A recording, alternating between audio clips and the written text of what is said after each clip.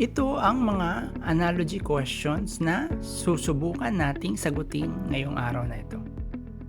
Tingnan mo muna itong mga tanong, subukan ninyo sagutan. Okay, so bago natin sagutan, balikan lang natin yung introduction sa analogy question. Ano ba itong analogy na mahalagang bahagi ng civil service exam?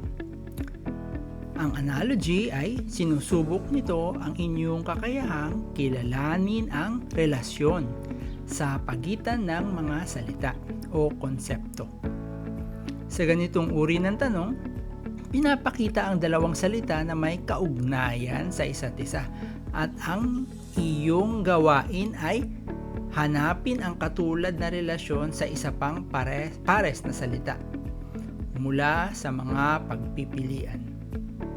Layunin ng mga tanong na ito na suriin hindi lang ang iyong bokabularyo, kundi pati na rin ang iyong logic at kakayahang unawain ang koneksyon ng iba't ibang konsepto. So ngayon, ang susi sa pagsagot ng mga analogy questions ay ang pagkilala sa relasyon sa pagitan ng dalawang binigay na salita. Okay, may mga standard naman yan. So, usually may mga binibigay na tanong, may mga usual na relationship yan. Ayun ay pag-uusapan natin. Number 1, magkasing kahulugan o magkasalungat. Synonyms, antonyms.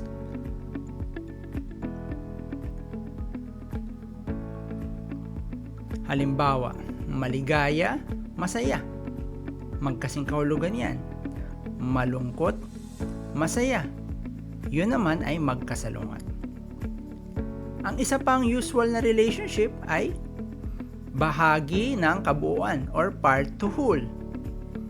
Ang isang salita ay bahagi ng mas malaking kabuuan. Halimbawa, dahon, puno. Ang dahon ay bahagi ng puno. Tungkulin o purpose or function. Ang isang salita ay naglalarawan kung ano ang ginagawa ng isa pa.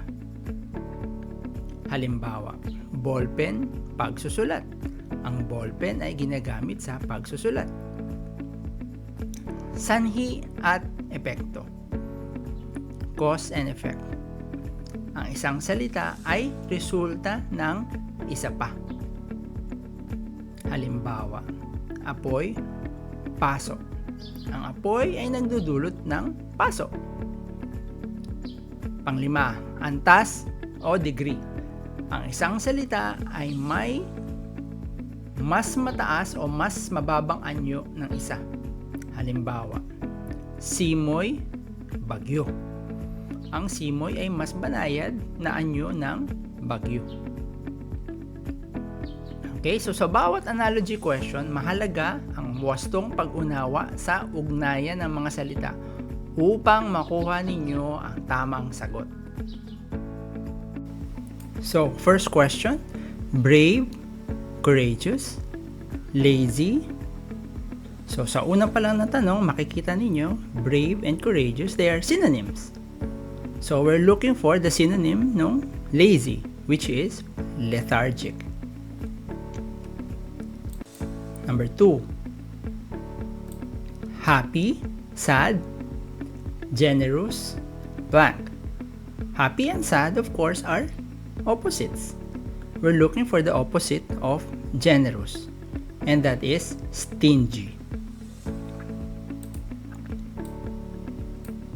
Number 3, engine, car, heart.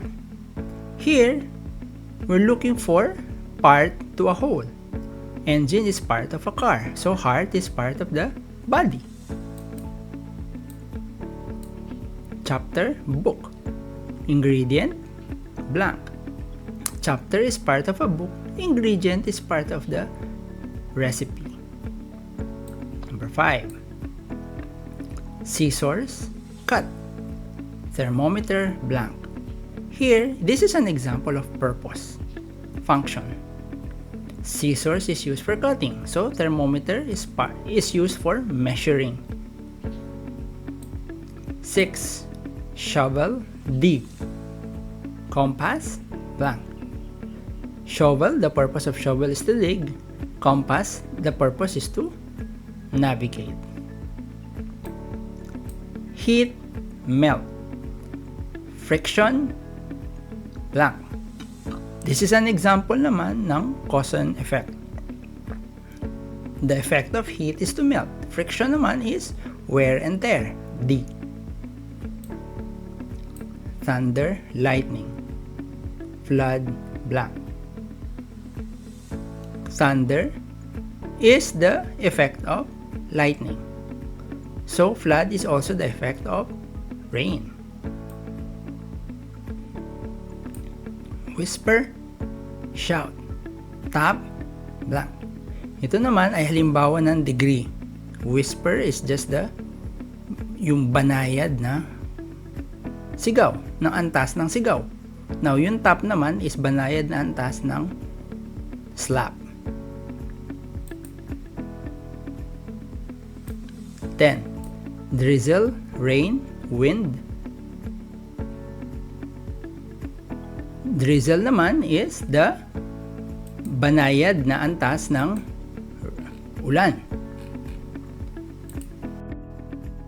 Ang hangin naman, wind, ay banayad na antas ng hurricane.